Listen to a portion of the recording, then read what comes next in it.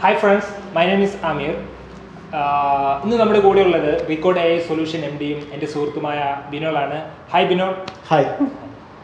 Okay, കഴിഞ്ഞ ദിവസം launch ചെയ്ത റീകോഡ് ഗുരു എന്ന യൂട്യൂബ് ചാനലിൽ ബിനോൾ ഏറ്റവും കൂടുതൽ സംസാരിച്ചത് ഈ കാലത്തെ ട്രെൻഡ് കോഴ്സുകൾ അല്ലെങ്കിൽ ട്രെൻഡ് ടെക്നോളജികളായ artificial intelligence, machine learning and data science കോഴ്സുകളെ കുറിച്ചാണ്.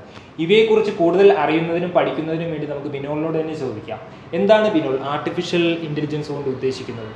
ബേസിക്കലി നമുക്കറിയാം, നമ്മുടെ ഈ ലോകത്ത് ഏറ്റവും കൂടുതൽ ബുദ്ധിമാന്മാർ അല്ലെങ്കിൽ ഏറ്റവും കൂടുതൽ ഇൻ്റലിജൻസ് ഉള്ള ജീവികൾ എന്ന് പറയുന്നത് മനുഷ്യർ തന്നെയാണ്.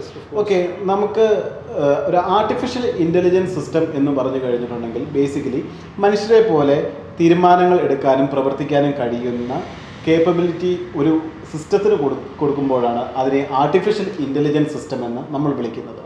ഇത് ശരിക്കും പറഞ്ഞു കഴിഞ്ഞിട്ടുണ്ടെങ്കിൽ ഒരു ബ്രോഡായിട്ടുള്ള ഏരിയയാണ്. അതിനെക്കുറിച്ച് ഒത്തിരി പഠിക്കാനുണ്ട്, ഒത്തിരി സാധ്യതകളുണ്ട്. ഓക്കെ, അങ്ങനെ പറയുമ്പോൾ നമുക്ക് artificial intelligence, machine learning, data science ഇവയെല്ലാം ഒന്നാണോ അതോ പലതും പലതാണോ? ബേസിക്കലി നമുക്കറിയാം, ഞാൻ പറഞ്ഞു ആദ്യമേ ഉദാഹരണം പറഞ്ഞത് തന്നെ മനുഷ്യനെ റിലേറ്റ് ചെയ്തതാണ്. അപ്പോൾ മനുഷ്യനെ റിലേറ്റ് ചെയ്തത് തന്നെ നമുക്ക് ആർട്ടിഫിഷ്യൽ ഇൻ്റലിജൻസിനെയും പലതായിട്ട് നമുക്ക് തരംതിരിക്കാം. ശരിക്കും ഞാനിപ്പോൾ സംസാരിക്കുന്നത് അമീറിന് മനസ്സിലാകുന്നത് അമീറിന് മലയാളം അറിയാവുന്നത് കൊണ്ടാണ്. ഓക്കെ, അതുപോലെ മലയാളം എന്നൊരു ലാംഗ്വേജ് നമ്മളൊരു സിസ്റ്റത്തെ മനസ്സിലാക്കാൻ ഉള്ള കേപ്പബിലിറ്റി കൊടുക്കുമ്പോൾ അതിനെ സ്പീച്ച് റെക്കഗ്നിഷൻ എന്ന് പറയുന്നു. ആ ടെക്നോളജീനെ പറയുന്നതാണ് സ്പീച്ച് റെക്കഗ്നിഷൻ. അതുപോലെ തന്നെ നമുക്കിപ്പം ഒരു ലെറ്റർ അല്ലെങ്കിൽ അത് വായിക്കാനുള്ള കഴിവ്, വായിക്കാനും അത് മനസ്സിലാക്കാനുമുള്ള ഒരു കഴിവ് നമ്മളൊരു സിസ്റ്റത്തിന് കൊടുക്കുമ്പോൾ അതിന് ബേസിക്കലി നമ്മൾ നാച്ചുറൽ ലാംഗ്വേജ് പ്രോസസ്സിംഗ് എന്ന് പറയുന്നു. ഓക്കെ, ഇതുപോലെ തന്നെയാണ് പല കഴിവുകളും നമുക്ക് കാണാനുള്ള കഴിവ് കൊടുക്കുമ്പോൾ അതിനെ കമ്പ്യൂട്ടർ വിഷൻ എന്ന് പറയുന്നു. അപ്പം ഇതുപോലെ തന്നെ നമുക്ക് മനുഷ്യർക്ക് പല പാറ്റേൺസ്, ഇപ്പോൾ എന്ന് പറഞ്ഞിട്ടുണ്ടെങ്കിൽ നമ്മുടെ മുൻപിൽ കുറേ റെക്റ്റാങ്കിൾ, സ്ക്വയേഴ്സ് ഇതൊക്കെ വെക്കുകയാണെങ്കിൽ ഇപ്പോൾ ഇതിൻ്റെ ഒരു പാറ്റേൺ നമുക്ക് റെക്കഗ്നൈസ് ചെയ്തിട്ട് ബേസിക്കലി നെക്സ്റ്റ് പാറ്റേൺ കാണിച്ചു കൊടുക്കുമ്പോൾ ഏത് പാറ്റേൺ ആണെന്നുള്ളത് നമ്മൾ പഠിച്ചിട്ടാണ് അത് പറയുന്നത്. ഇന്ന സ്ക്വയറിൻ്റെ ഷേപ്പ് ഇതാണ്, അപ്പോൾ സോ നെക്സ്റ്റ് സ്ക്വയർ കാണിച്ചു കഴിയുമ്പോൾ നമ്മൾ പറയും ഇത് സ്ക്വയർ ആണ്. അതുപോലെ ഈ ഒരു പാറ്റേൺ റെക്കഗ്നൈസ് ചെയ്യാൻ വേണ്ടി ഒരു സിസ്റ്റത്തിന് നമ്മൾ കഴിവ് കൊടുക്കുമ്പോൾ ബേസിക്കലി അതിന് പാറ്റേൺ റെക്കഗ്നിഷൻ എന്ന് പറയും. അപ്പം അതിൻ്റെ തന്നെ നമുക്ക് ഇങ്ങനെയുള്ള ഡാറ്റകൾ, അപ്പോൾ നമ്മൾ സെറ്റ് ഓഫ് സ്ക്വയർ കൊടുത്തു, സെറ്റ് ഓഫ് സർക്കിൾസ് കൊടുത്തു. അത് കഴിഞ്ഞിട്ട് ഒരു സിസ്റ്റത്തിനോട് ചോദിക്കുകയാണ് ഇതിൽ ഏതാണ് സർക്കിൾ, ഇത് ഏതാണ് ലൈക്ക് സ്ക്വയർ ഏതാണെന്ന് ചോദിച്ചു കഴിഞ്ഞിട്ടുണ്ടെങ്കിൽ അത് നമ്മളോട് പറഞ്ഞു തരും. ഇന്ന പടം സ്ക്വയറാണ്, ഇന്ന പടം സർക്കിളാണ്. അപ്പം ഇത് ബേസിക്കലി ഡാറ്റയാണ്. ഈ ഡാറ്റേനെ വെച്ചാണ് ഈ സിസ്റ്റം കൂടുതലായിട്ട് പാറ്റേണുകളെ മനസ്സിലാക്കുന്നത്. അപ്പം ഇങ്ങനെ ഒരു ബുദ്ധി, പാറ്റേൺ റെക്കഗ്നൈസ് ചെയ്യാനുള്ള ബുദ്ധി ബേസിക്കലി സിസ്റ്റങ്ങൾക്ക് കൊടുക്കുമ്പോൾ അതിന് മെഷീൻ ലേണിംഗ് എന്ന് പറയുന്നു.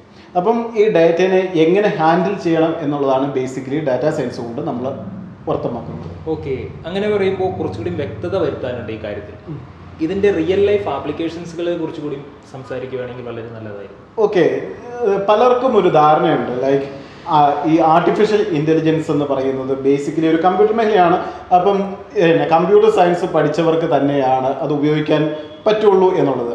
പക്ഷേ ആർട്ടിഫിഷ്യൽ ഇൻ്റലിജൻസിൻ്റെ സാധ്യത എന്ന് പറയുന്നത് ഹെൽത്ത് കെയർ ആയിക്കോട്ടെ, ന്യൂസ് ആൻഡ് മീഡിയ ആയിക്കോട്ടെ, ഓയിൽ ആൻഡ് ഗ്യാസ് ആയിക്കോട്ടെ, അല്ലെങ്കിൽ ഓട്ടോമൊബൈൽ ഫീൽഡ് ആയിക്കോട്ടെ, ഇവിടെ എല്ലാം ഇതിൻ്റെ ആപ്ലിക്കേഷൻ വരുന്നുണ്ട്. ഇവിടെ നമ്മളിപ്പോൾ ലോകത്തിൽ നോക്കിക്കഴിഞ്ഞു കഴിഞ്ഞിട്ടുണ്ടെങ്കിൽ പല ഫീൽഡുകളിലും ഏറ്റവും മുൻപന്തിയിൽ നിൽക്കുന്ന കമ്പനികൾ ആർട്ടിഫിഷ്യൽ ഇൻ്റലിജൻസ് വേണ്ട രീതിയിൽ ഉപയോഗിച്ച് ആണ് അവർ ഈ ലോകത്ത് തന്നെ നമ്പർ 1 കമ്പനീസായിട്ട് മാറിയിരിക്കുന്നത്. ആർട്ടിഫിഷ്യൽ ഇൻ്റലിജൻസിൻ്റെ ഒരു ഒരു എക്സാമ്പിൾ പറയുകയാണെങ്കിൽ ബേസിക്കലി നമുക്ക് എല്ലാവരും അറിയാം, സെൽഫ് ഡ്രൈവിംഗ് കാർ ഇപ്പോൾ ഏറ്റവും കൂടുതൽ ചർച്ചാ വിഷയമാകുന്ന ഒരു ടെക്നോളജിയാണ് സെൽഫ് ഡ്രൈവിംഗ് കാർസ്.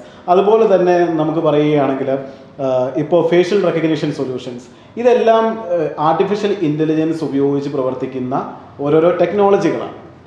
പൊതുവേ എല്ലാവർക്കും ഉള്ളൊരു സംശയമാണ്, കമ്പ്യൂട്ടർ സയൻസിൽ ഡിഗ്രി കഴിഞ്ഞവർക്ക് മാത്രമാണോ ഈ പറഞ്ഞ artificial intelligence, machine learning and data science കോഴ്സുകൾ എടുക്കാൻ പറ്റുന്നത്? അത് മലയാളികൾക്ക് പൊതുവേ ഉള്ള ഒരു തെറ്റിദ്ധാരണയാണ്. എന്ന് പറഞ്ഞു കഴിഞ്ഞിട്ടുണ്ടെങ്കിൽ കമ്പ്യൂട്ടർ സയൻസ് നമുക്കൊരു ഡിഗ്രി പാസ്സാകണം എന്നില്ല നമുക്കൊരു പുതിയ കാര്യം പഠിക്കാൻ ബേസിക്കലി. അപ്പം നമുക്ക് ചുറ്റും തന്നെ കാണാം, ഇവിടെ മലയാളികളിൽ തന്നെ പ്രഗത്ഭരായ പല വിദ്യാർത്ഥികളും 7ാം ക്ലാസ്സുകാരൻ MITയിൽ നിന്ന് ആർട്ടിഫിഷ്യൽ ഇൻ്റലിജൻസിൻ്റെ റിസർച്ച് സ്കോളർ ആകുന്നു.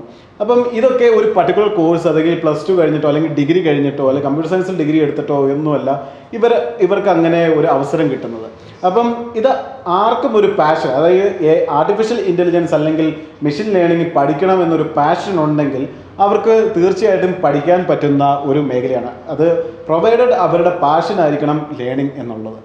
ഓക്കെ, പക്ഷേ വേറൊരു ഇതെന്ന് പറയുന്നത്, ഞാൻ മെക്കാനിക്കൽ എഞ്ചിനീയറാണ്, ഞാൻ ഡോക്ടറാണ്, എന്തുകൊണ്ട് ഞാൻ എന്തിന് ഈ പറയുന്ന ആർട്ടിഫിഷ്യൽ ഇൻ്റലിജൻസ് എന്ന് പറയുന്ന കോഴ്സ് പഠിക്കണം എന്നുള്ളൊരു ക്വസ്റ്റ്യൻ ബേസിക്കലി എന്നോട് എല്ലാവരും ചോദിക്കാറുള്ളത്.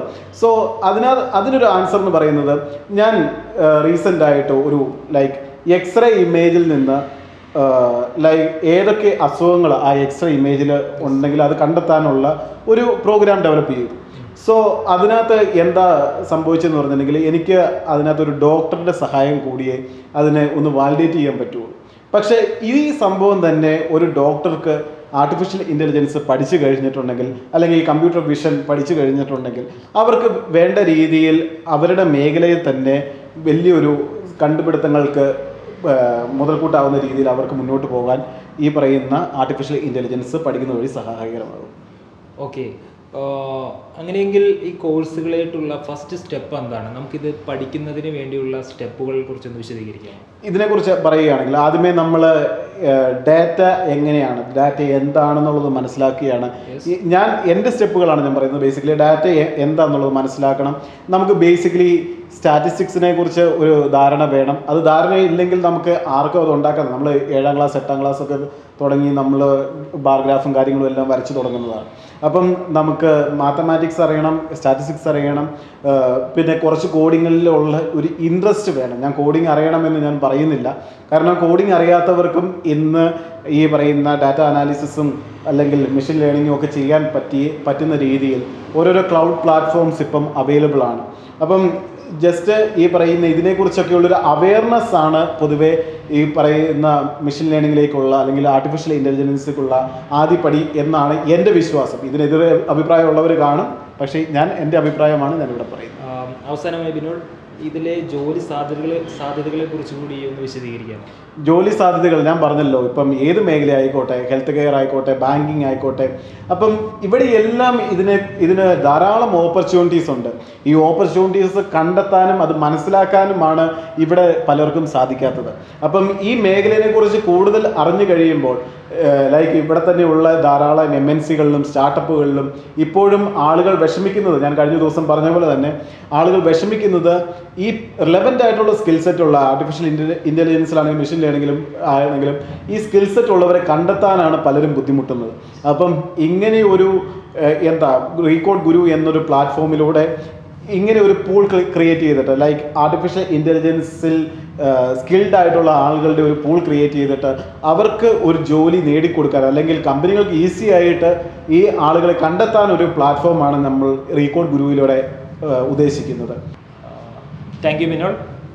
ഇത്രയും നേരം സംസാരിച്ചതിൽ നിന്നും ഞാൻ മനസ്സിലാക്കിയ ഒരു കാര്യം, ഈ ആർട്ടിഫിഷ്യൽ ഇൻ്റലിജൻസ്, മെഷീൻ ലേണിംഗ് അല്ലെങ്കിൽ ഡാറ്റാ സയൻസ് കോഴ്സുകൾ പഠിക്കുന്നതിന് ക്വാളിഫിക്കേഷൻ ഒരു ഫാക്ടർ അല്ല. ഈ കോഴ്സുകളോട് അല്ലെങ്കിൽ ഈ ടെക്നോളജികളോട് താല്പര്യം അല്ലെങ്കിൽ പാഷൻ ഉള്ളവർക്ക് ആർക്കും ഈ കോഴ്സുകൾ പഠിക്കുന്നതിന് കടന്നു വരാം. ഇതിനായി ഞങ്ങളുടെ റീകോഡ് ഗുരു എന്നും നിങ്ങൾക്കൊരു സഹായിയായി നിലകൊള്ളുന്നതായിരിക്കും. നിങ്ങൾക്ക് ഈ വീഡിയോസ് ഇഷ്ടപ്പെട്ടാൽ ലൈക്ക് ചെയ്യുക, ഷെയർ ചെയ്യുക, സബ്സ്ക്രൈബ് ചെയ്യുക. Okay, by.